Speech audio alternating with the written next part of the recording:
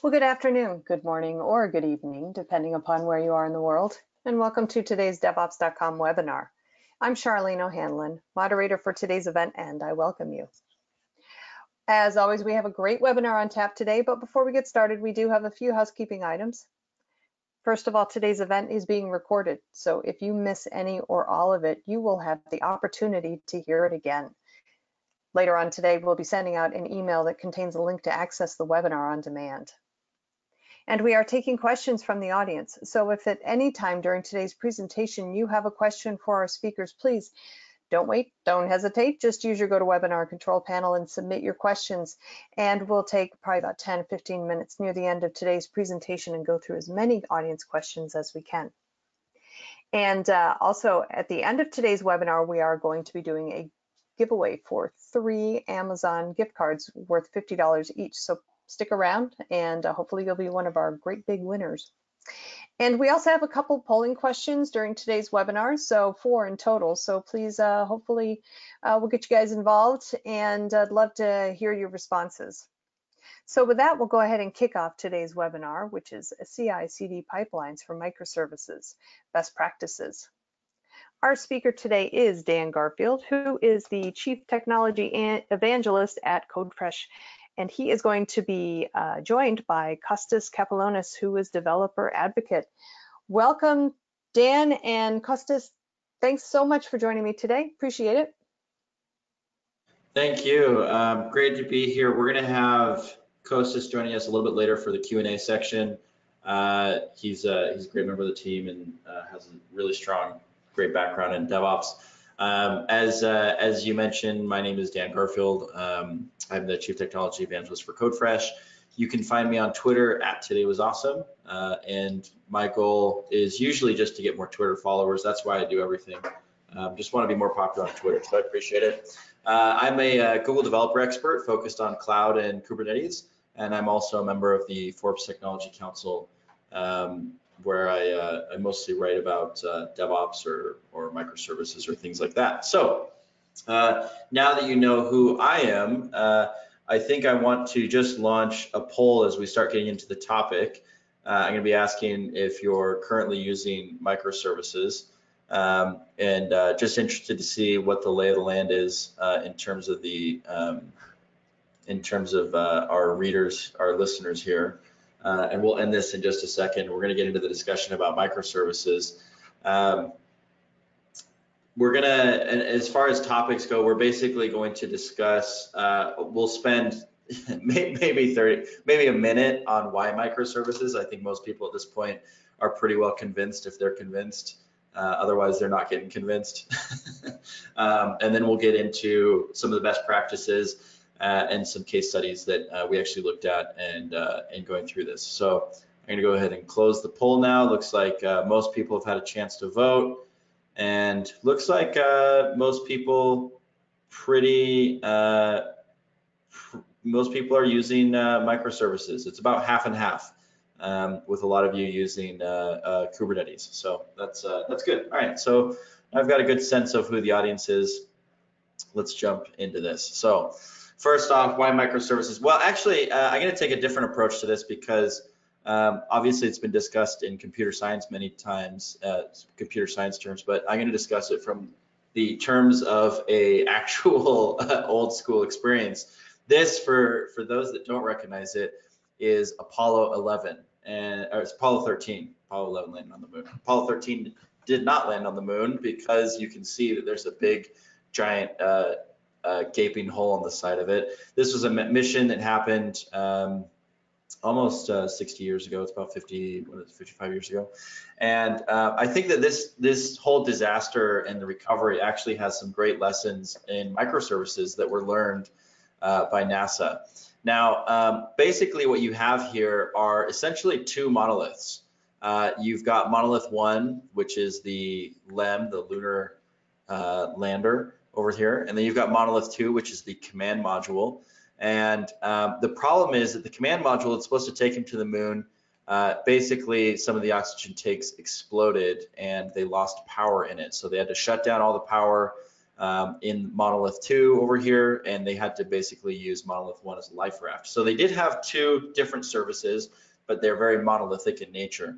Now, there's this great moment. If you haven't seen Apollo 13, you should super watch it. It's an awesome movie, where they realize that in the lunar module where they're staying, they don't have a way to get rid of the carbon dioxide that's accumulating from them breathing. And they have filters, they have tons of filters that they can use to get rid of this, but they're all designed for monolith 2, which is meant to be carrying them to the moon. And so there's this great moment in the movie where this engineer says, we need to make this fit into a hole made for this using only this. And this is an example where they had two different kinds of filters. This was not a microservice mentality. If you had a microservice mentality, then these things would be interchangeable, right? And you would have more reliability. So this is this is my sort of non-computer science explanation for why microservices are valuable, because we get to reuse components and have them be reliable. So there you go. Hopefully you found that fun. That's my brief explanation. So we're going to jump right into a case study here. This is one we looked at with Expedia. Expedia went through a move to microservices a few years ago. Basically, they had several monoliths. Basically, their cars, there were many of them, but the example we're going to look at is cars. They had several cars related monoliths, and this would allow people to search for cars, to book cars. It would connect to their phone apps, and they basically had three different ones covering different areas, and they had an acquisition, so that had its own monolith, and they wanted to basically have a unified UI. They wanted to have single service for search. They wanted to have a service for sorting. They wanted to have a service for booking.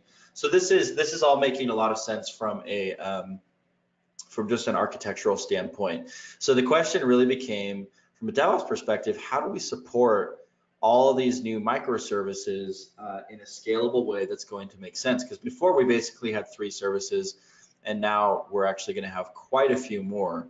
So the approach that was taken in Expedia was basically to consolidate the code bases, and then for the CI/CD platform, they built shared libraries that they could reuse across lots of different pipelines. The goal being that they wanted to have reusable components. That felt sort of microservice-y, right? In fact, it's actually a monolithic approach, which we'll get into. And they still had to rely on manual integration testing. And they did try to standardize the CI/CD pipelines and use Maven for some modularity, but this approach actually left a lot to be desired. The consolidation that they wanted to do was actually too difficult, and they had to give up on it. The number of pipelines and the microservices exploded. They went from 100 pipelines for everything to over 1,000, which made it a lot more complex to manage. And it turns out that the pipelines weren't actually modular or reusable enough. And then they had a lot of issues with just copy and paste causing things. And they had a centralized team that was trying to manage all of it, and they couldn't keep up with this new explosion in services. So trying to move all this in was a pretty rocky road. And the last thing that happened, of course, when you use shared libraries, is that as you upgrade those plugins, because they are shared, you end up breaking people's pipelines. It causes a lot of issues. We're going to get into it a little bit deeper as we get into the best practices here. And again, I will remind you, please feel free to post questions into the webinar here. Those are definitely really valuable. It looks like somebody was just asking if saying that they couldn't see. I think everybody else can see. So if that's a persistent issue, let me know.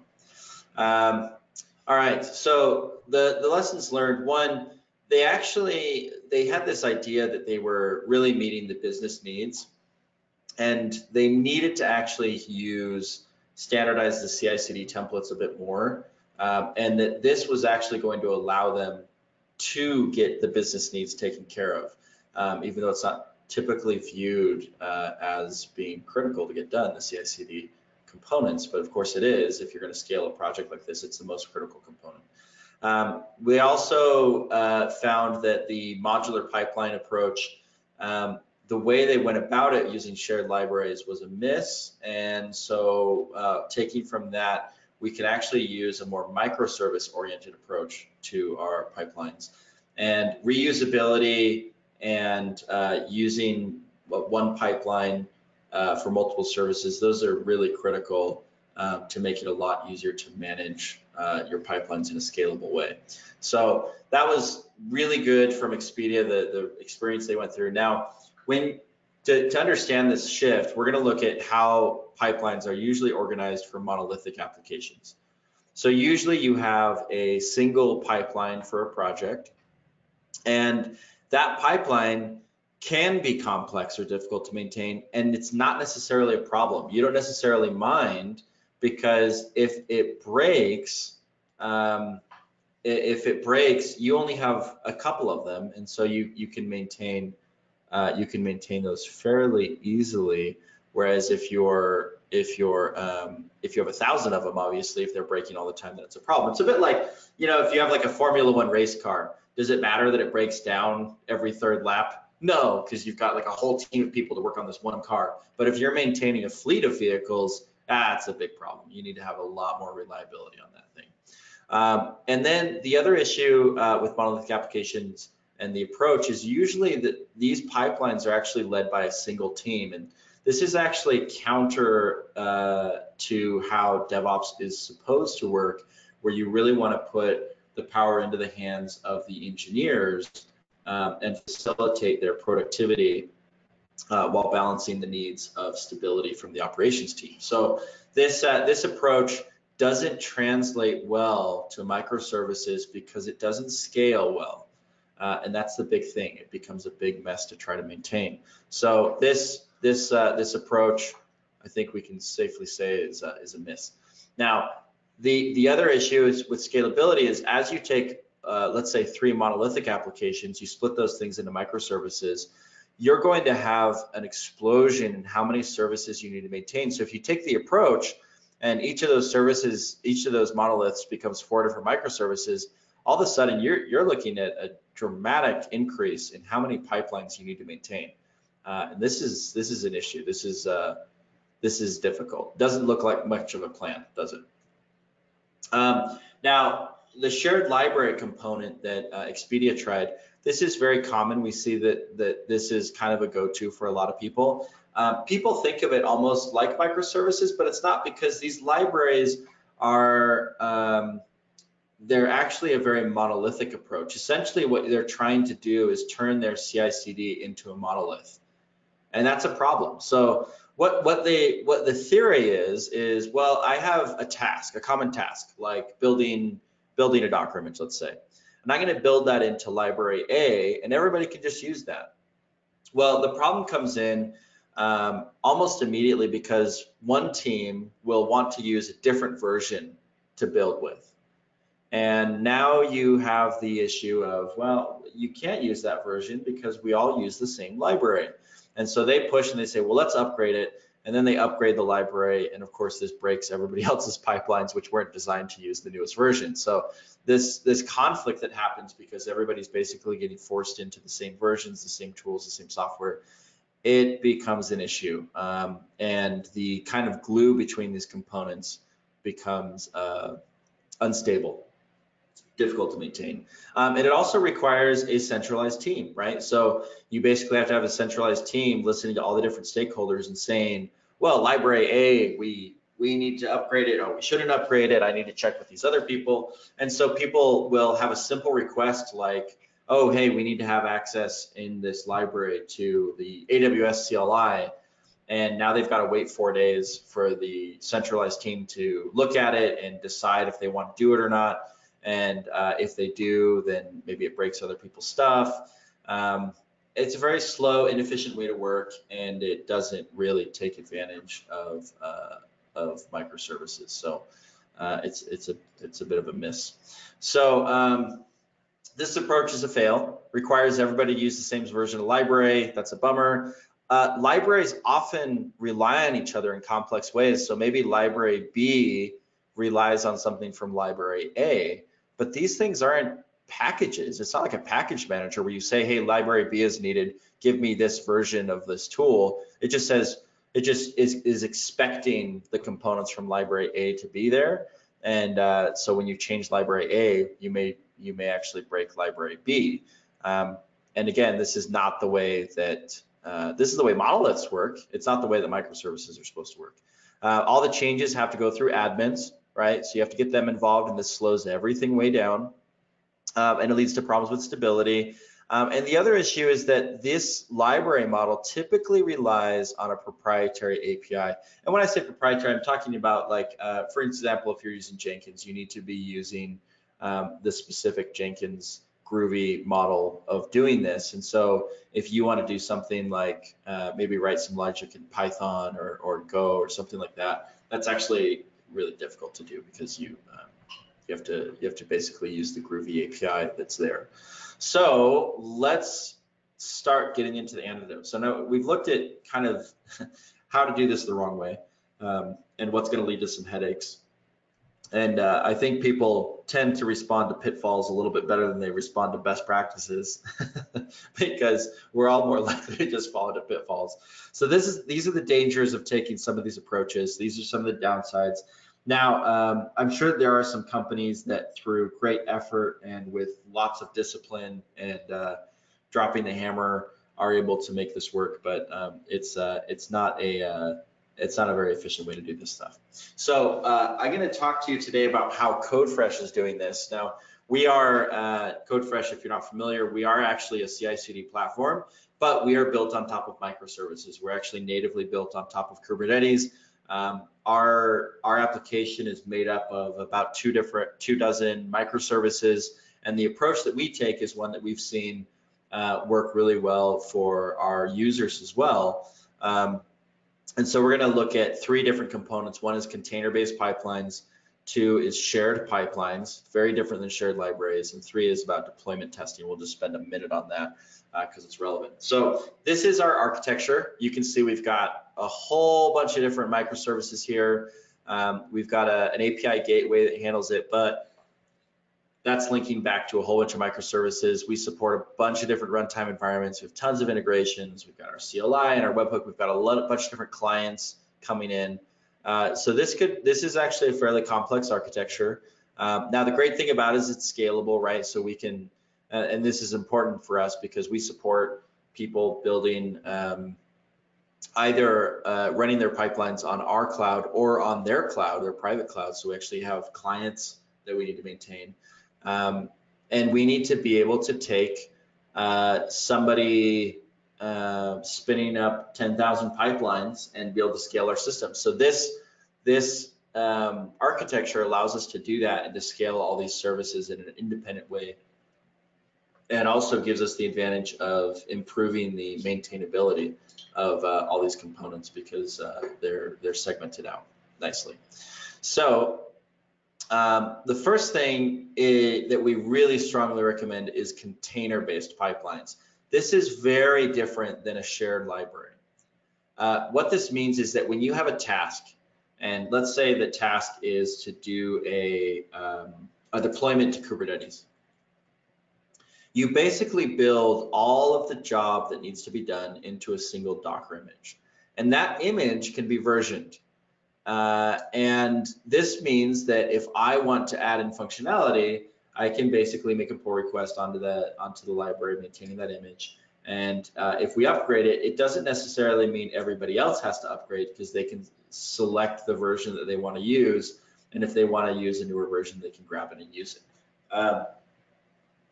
It also means that users can self-serve these things. So if somebody needed to fork it, they can. If they want to build their own images, they can. If they found something useful in Docker Hub, they can grab that and pull it in. And a big component of this is that the images do not rely on each other. So think of it like this: if you have like the Kubernetes deploy step, this might need if you're going to support EKS. Then you're going to need the AWS CLI to handle the authentication. But if you had a shared library model, you would have a single instance of the AWS CLI, and then you would have to maintain its version to coincide with the version of Kubernetes that you're using. Now, because other services might be using it. But I, with an image approach, don't need to do this, because the image is packaging all of the components it needs to do all of its work in a single image.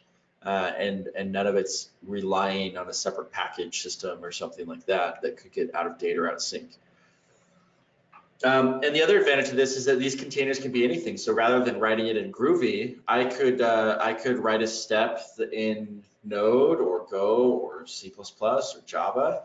And because they're in their own container, they can maintain their own versions. So unlike a shared library system where, let's say I'm using, I don't know, Java 2.4 or whatever, that means that everything basically has to use that same version of Java as its dependency.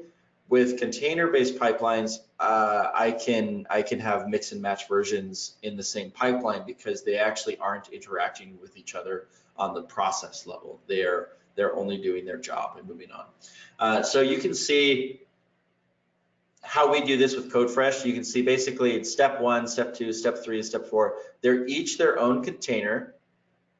And what we do to make it easy for people to create these kinds of pipelines is we create a single shared volume that all of these steps can read and write from. And so on step 1, container 1 spins up, and typically what you'll see is like the first step will be like a git clone, right? So that has that image, that step has everything it needs to do a git clone, and nothing more. Again, it could be used, it could be have different versions of different software on different steps, and it's not going to matter because it's isolated to that container. So I have my git clone step that's going to push the code down into the shared volume, and then my step 2 might be a build step. So let's say I'm building with Node, I pull in a Node image for the version that I want, and the code is right there, so I can actually execute my my build. Or with Node's case, I'm probably doing like an npm install. And the great thing about this volume is actually persistent. So that means that every time I run this pipeline, this volume has everything stored in it. So a nice side effect of this model is that I have caching built in, and I don't have to do any real work to configure it. It's just going to happen automatically.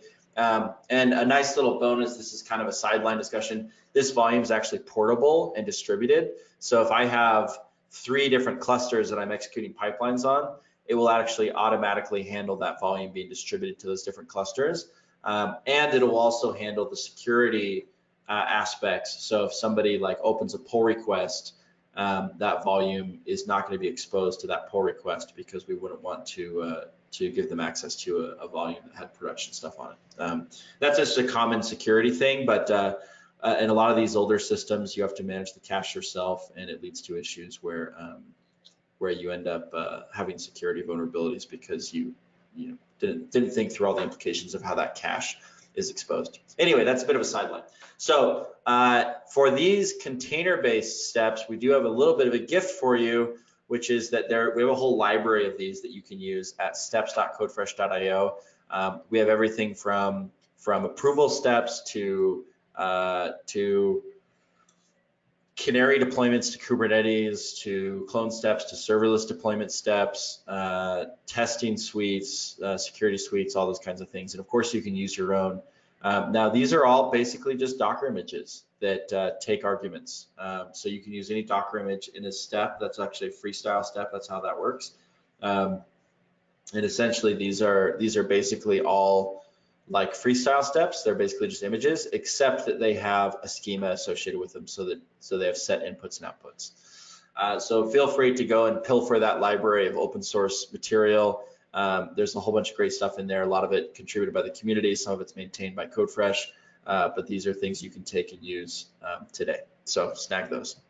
Now, the second thing that we're going to talk about, so if you do want more information about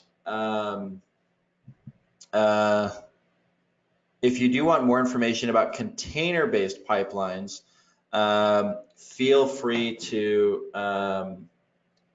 feel free to check out. We actually have another webinar that we previously did with DevOps.com called Container-Based Pipelines or Docker-Based Pipelines that goes really deep into just that topic and how to really hands-on use it. We covered it in a little bit quicker way, but feel free to go look that up afterwards. Maybe we'll add that into the email, so it's a good related topic. All right, so the second thing is to operate a single pipeline with multiple contexts. So here you can see I've got a pipeline. I realize you can't see my mouse. I'm moving my mouse over it. Just imagine me pointing at the screen and guess at what I'm pointing at. I've got a pipeline here that shows, it's got a number of steps, but you can see I have a whole bunch of different triggers. And so the idea is I have a single pipeline that multiple microservices can use because they're gonna operate off of the different triggers. And I'm gonna show all of this in a demo here in a second. But basically, this does require you to have a uniform approach for microservices, which is good. And you can reuse the same pipeline over and over again. And then you can actually change the behavior based on the context. So, for example, you can actually load in from these different repos things like which vault or which keys they're supposed to bring in with them, even though that it's not necessarily stored in the repo. And you can have it set different deployment environments. It's going to have maybe different Helm package names. It's going to have different Terraform files, whatever, and they can operate basically just based on the context. So the way this essentially works is in your code base, you have things like tests. They could be in a separate code base too. You could actually check out from 2 different code bases or 5. But you have your tests, maybe you have Docker Compose, maybe you have a Helm chart, maybe you have dependencies. And those things are essentially carried with trigger into the pipeline. And that's how they're going to operate. So let me show you how that looks. I'm going to switch over to Codefresh here. So now I'm inside of Codefresh. Make sure everybody can still see my screen. Yes, okay. So here I am inside of the Codefresh CI/CD platform. You can see I have a whole bunch of different projects here. I'm actually going to jump straight over to a pipeline that I'm looking for. Now we've got a pipeline here called CI, and this is literally, we can see it has a success rate of 27%. That's actually great, by the way. If your pipelines are 100% successful, it usually means that you're not testing in a robust enough way, or maybe you just have perfect engineers. I don't know. That happens. So anyway, we've got this pipeline over here. Usually takes about 6 minutes to run. Not too bad. And if we look at, let's look at a build first, so we can see what this thing is actually doing. We can look at the syntax as well. And let's look at this guy. All right. So here you can see we've got a nicely staged out pipeline that's running. We've got a prepare stage, a test stage, and a build stage. And basically it's going to clone the repo. It's going to grab some variables and load them in. It's going to validate the version. In this case, this one didn't create a pull request, but it could. It's going to install some test dependencies, and it's going to run some steps in parallel. It's going to do some code linting and run some API interface linting, running the unit tests, executing composition tests. Here we have a security scan step that in this case is giving us a red flag that's actually not stopping the pipeline, but basically a minor issue for us to look into. We generate test reporting, we attach that on here. So we actually be able to look at the test report here. And if we do, we're gonna see, looks like we have about 3,000 test cases. We can actually look at the test suites that are used here. I suspect, yeah, so here are all the different test suites that have been run. If we look at the graphs, we can actually see, looks like, yeah, in this case, there were some tests that were skipped because they weren't relevant for this service, but pretty much everything else passed. So this is a good result. We're pretty happy with this one. Okay, so we've got this single pipeline. This is a CI pipeline, and if we go back and look at this, what I'm going to show you is that this pipeline is defined once in a code repo here. But if we look over here at the triggers, what you're going to see is that there are a ton of different triggers here. And these are triggers for all the different services that are using this one pipeline. Now, I don't know that every single pipeline, every single microservice all goes through this one CI pipeline. Certainly many of them do. But this allows us to have a common kind of interface for doing our pipelines. So this is a single pipeline that is maintained for many, many different microservices because those microservices are uniform. Again, this is different than that shared library model because we're using the container-based pipeline. So you can see here we have a git clone step, for example. And you can see it's actually locked, so only ever, even if there was somehow a trigger from a separate repo, it's only ever going to check out repos from our Codefresh.io Git provider. Now this does work with multiple Git providers. It would just be a different Git would be flagged here. And you can set conditionals on these steps as well. And it's basically going to check out the repo and the current branch revision for whatever the trigger is. And if we look at one of these triggers, let's look at this guy. You can see this is basically just taking any push commits on the master branch. Now you do have a modified files expression that you can set. If you're using monorepo, you can basically say, hey, only if stuff in this subdirectory changes do I want this to run. You can also do the same thing with pull requests or pull request comments. So if you have a pull request, you can do like a /test to trigger these things. And then you can see it from there on in. It's basically a pretty standard pipeline. We've got a few conditionals, checks to make sure that the clone checked out. We load some variables. Now the way that you load the variables is basically they get written to the shared volume, and then they can be picked up later. So this is a fairly easy to read pipeline. Here you can see we've got a parallel step that has several sub steps beneath it. One to do a code lint and one to check the API interface. So these are pretty straightforward. In this case, we're using Yarn. So this is a single pipeline, lots of different triggers.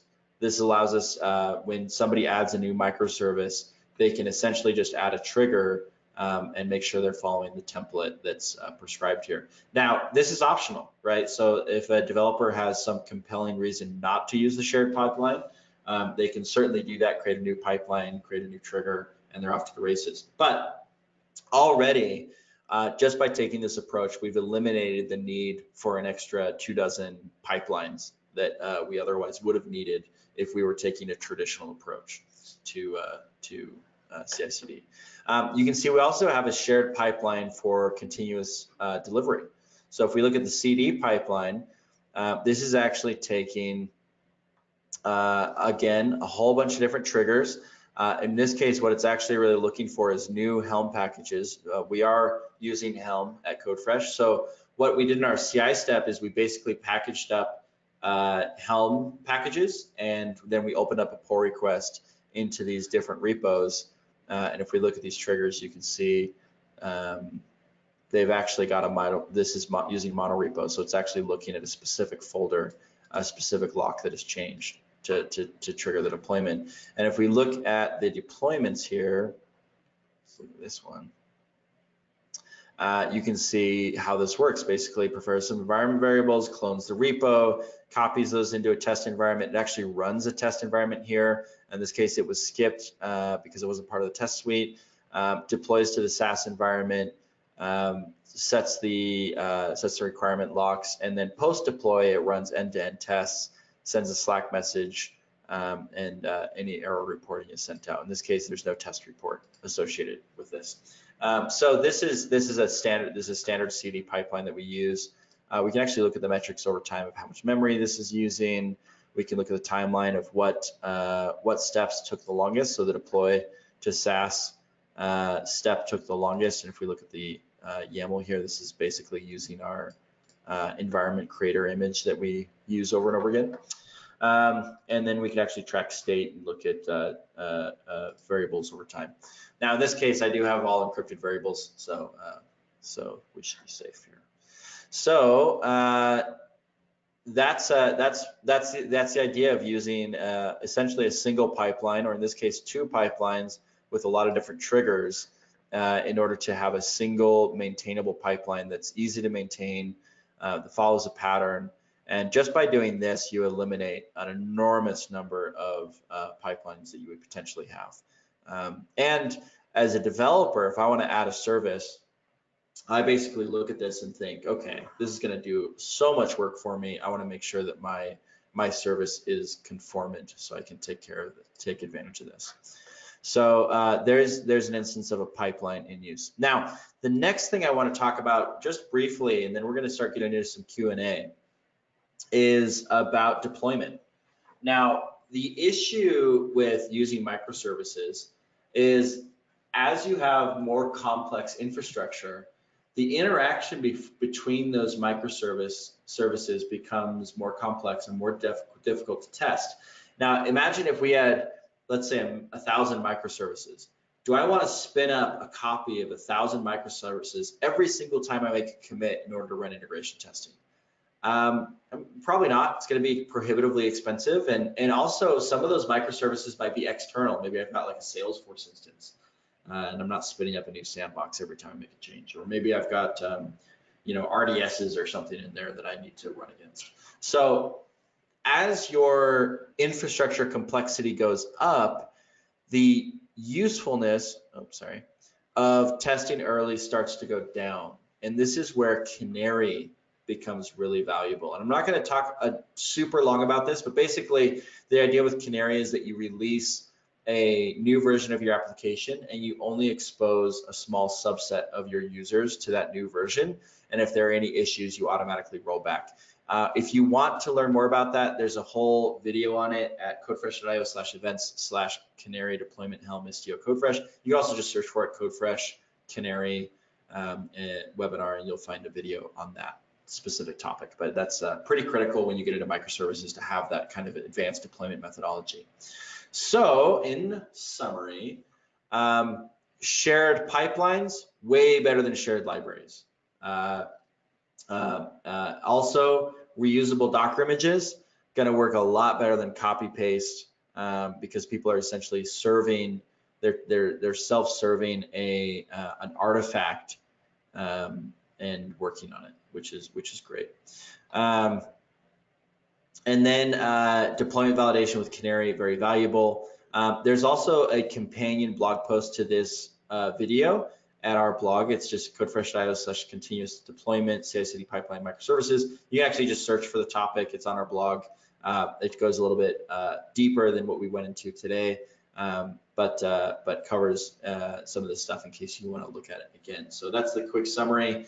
Now I know we do still have a giveaway, but before we do that, I want to now bring on the line Costas, who's a DevOps expert, who's an evangelist at Codefresh. He actually is the one who wrote that blog post and actually did a lot of the work that this video is based on, this webinar is based on. It has a long background as a senior DevOps engineer, so and has gone through this whole process a number of times. So with that, let's jump into some of the questions. Kostas, are you on the line? Yes, thank you, Dan. I see lots of questions, and I want to start with the hot ones.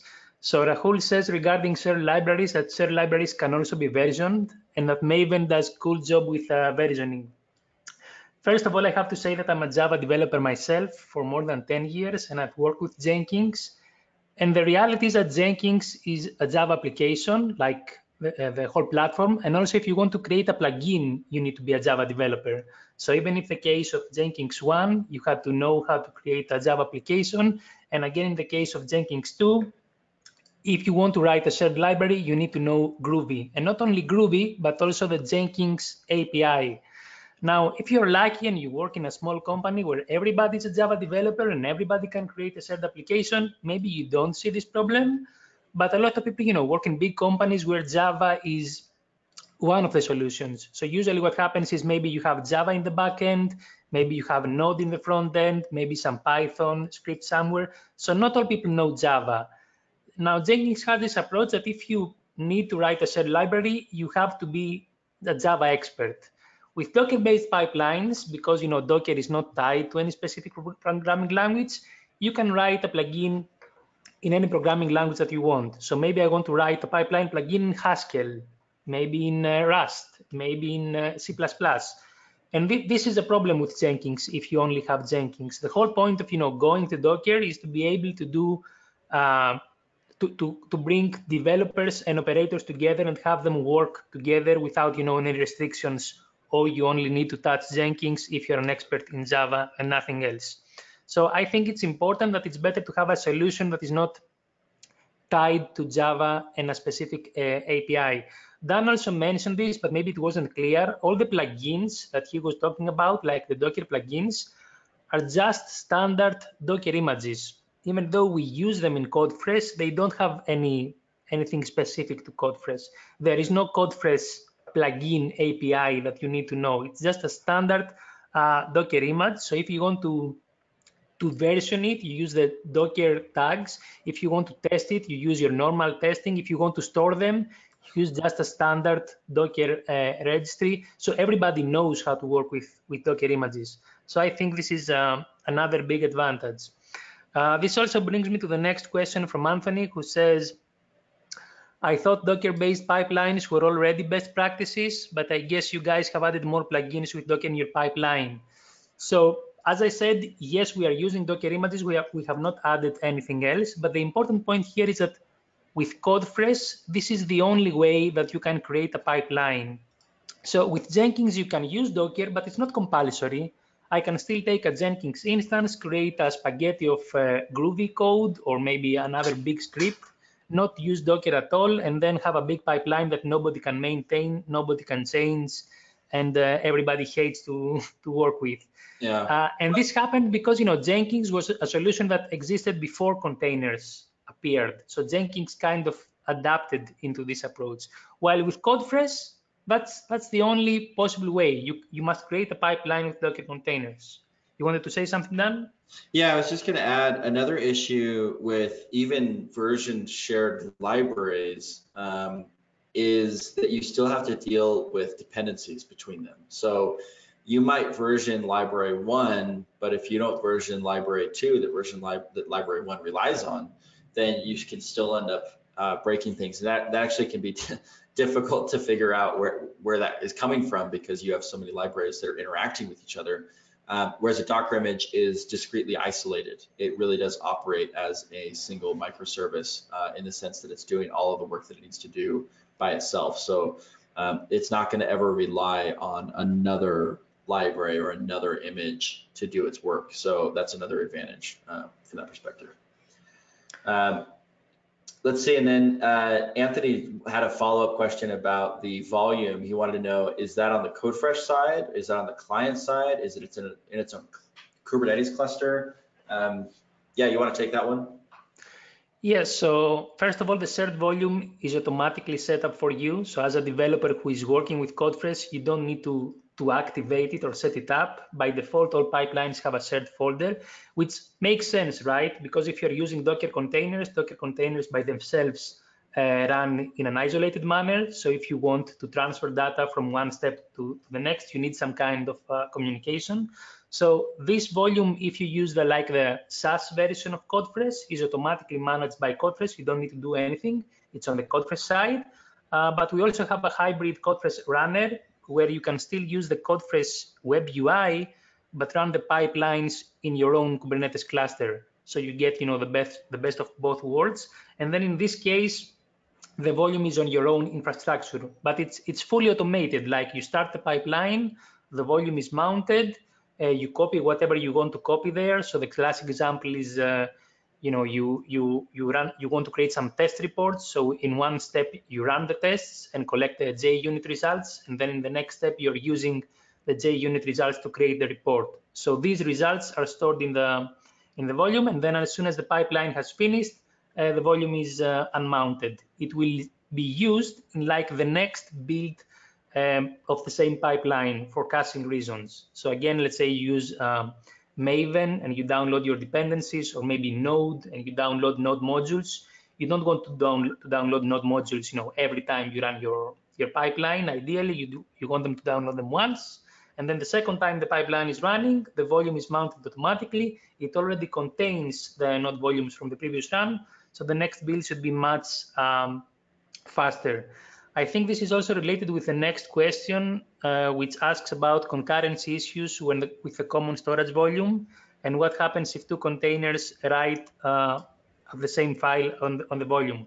So the volume is different per pipeline.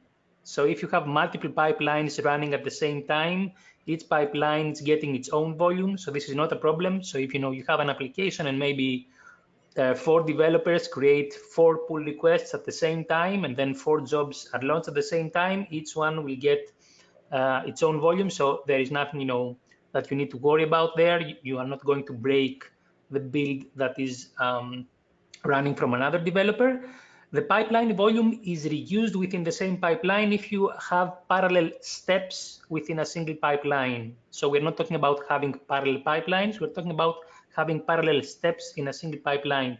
Then the volume is reused, and it acts like your normal workspace. So we don't offer any guarantees there. If you have a Docker container that is removing a file on a mounted volume, and then another Docker container is writing this file on the same volume, the end result is undefined. So you need to be careful there when you're going to use parallel steps. But usually you use parallel steps like for test reports, or maybe building Docker images at the same time. So this is not something that is usually problematic. Yeah, and something else to add on that. Typically in a step, you can specify like the path within that volume of where you want to push things. So if you want 2 steps concurrently to be writing to the same file, you can do that if you really wanted, but in general, you're not going to be using like a shared log, right? You're going to have a log. Logging is just happening anyway in the background, aside from the volume. But if you wanted to have push things into a file or something, you're probably going to specify the path for that to be specific to what you want. So those are great questions. And actually, from a concurrency standpoint, this is kind of on you to make sure that you aren't trying to push to the same exact path from 2 different steps when you know it's concurrent, because they're sitting in a concurrent step. But that volume this kind of goes back to the rules that we talked about earlier. There are a lot of smart rules that you need to have for how you manage a volume that's shared and persistent. And so, as Kostas mentioned, most of these have been I think these things are pretty well taken care of, at least within the Codefresh platform. Great question. So next question was, is Codefresh an alternative for Jenkins or GitLab? The answer is yes. Codefresh is typically a replacement for Jenkins or GitLab CI. Now Codefresh integrates with GitLab version control, GitLab issues, things like that. But for CI, it would be a replacement. And this goes as well for Azure DevOps. Codefresh is typically a replacement for Azure DevOps, though it's true that you can always integrate. Like if you wanted to have Codefresh just do the continuous deployment step and have a CI happening in another tool, you can certainly do that either with Azure DevOps or Jenkins. Now, if you're talking about Azure DevOps, it's sort of like GitLab, right? Azure DevOps also has version control. Codefresh does integrate with the version control from Azure DevOps, so that's good questions. This next question comes from somebody who has Jenkins in their name, so I'm a little, hopefully they're not offended. What steps do you generally follow when converting your monolith into microservices? We had a few questions about how to split up microservices. That's not necessarily the topic of this webinar. It really is probably worth addressing on its own. I think that when you start this, and I want to get to Kostas's answer on this as well, when you start this, you'll typically be having a need like, hey, I noticed in this monolithic application, we have this component that's like search that's being used all the time, and it's outsized. It actually needs way more resources. If we put it into a microservice, we could scale it independently of this other service. So even just picking the most highly used API calls and then saying, actually, let's try to make these things their own services. That's usually where I would start from at least a prioritization standpoint. What would you say, Kostas? Yeah, this is a great question, and I think it also goes along with the previous one that says, if you go to microservices, do you use multiple Git repositories or one Git repository? which is, let's say, one of the most important questions. Now, this question actually needs, a whole presentation to answer it. Like, we can talk about 2 or 3 hours, but I can tell you how you should not convert your monolith into microservices. So usually the worst case scenario is that a developer or a team of developers go into the monolith, and then they look it as a technical team, and they start taking things out that they think should become microservices, and they are trying to split things on the technical level. And then once they are finished and they think, okay, now we are done, we have split the monolith, the business comes with several requirements where the technical team thought that they could be like independent, but they find themselves that in order to implement a single change from business, they have to change 10 microservices and redeploy them again at the same time. So now they have a distributed monolith because they didn't gain any of the benefits of microservices. And one of the most important benefits is the ability to deploy something on its own. So in order to do this split, you need either to have worked in your company for, I don't know, like a long time, so that you know not only the product in the technical level, but also in the business level, and have the understanding of which business capabilities can be split into microservices, so that when business request comes to you, you know beforehand, okay, this is a new feature, and I know I need only to change one of my 5 microservices.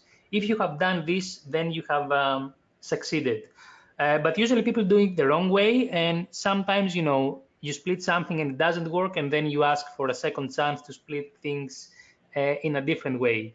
So my answer to this question would be, make sure that you split your monolith in the business level and not in the technical level. And sometimes the technical level, it's much easier because you are a technical person, you are a developer, you have all the technical details in front of you, and you think you can split it. And this does not happen. Also, the other question, if you are going to use one Git repository or multiple Git repositories, when you do go to microservices, like there is not,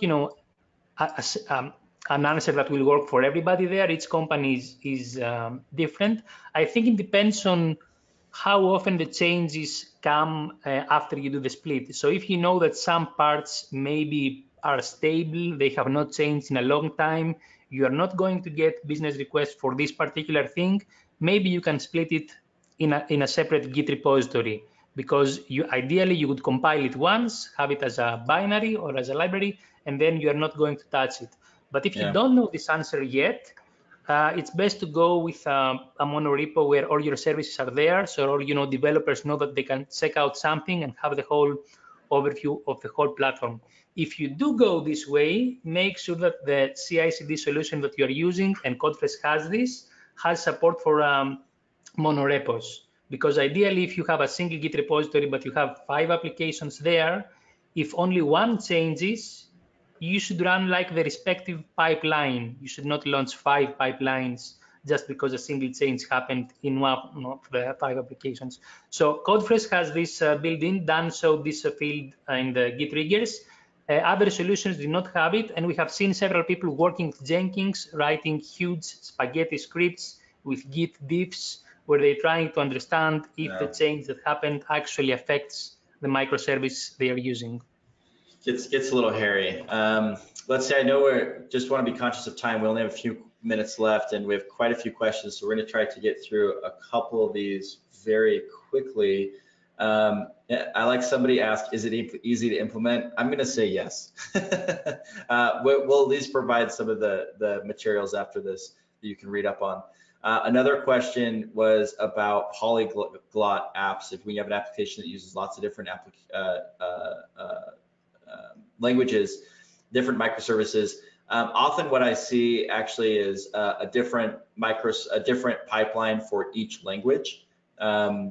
I don't know this is necessary if you can do things like abstract using like a Docker file, where it's like my build step is just running a Docker file, then I don't necessarily need to care. It may be relevant when it comes to test suites. That would be my only other comment on that. Then there's a question, can a small business use Codefresh? Yes, we've got lots of 1 or 2 developer shops using Codefresh today. You might even just qualify for the free tier. There was a question about, does Codefresh keep history of deployments? The answer is yes, and you can actually do one-click rollbacks as well. So that's another value you can do. Another quick question, for deployments, how does Codefresh bring together code, which is global, with config, which depends on environment, and credentials that depends on environment? Kostas, you want to take that one? So you have there several capabilities. Actually, I think, again, this is a whole webinar on its own. You can use local configuration, like have the pipeline and all the variables and the data within the same repository where your application lives. You can have your pipelines and configuration in a completely separate repository, and you can even group like things that belong together. So maybe you have one Git repository that only has pipelines and nothing else. Then you have another Git repository that has Docker files and nothing else. So it all comes down to what you want and how you're going to organize stuff.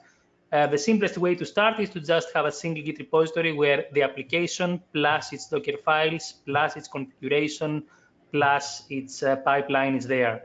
We also integrate with external solutions. So if you, let's say, you want to use secrets and you're using HashiCorp Vault, you can do this. Also, Codefresh has a set configuration facility on its own for this kind of thing.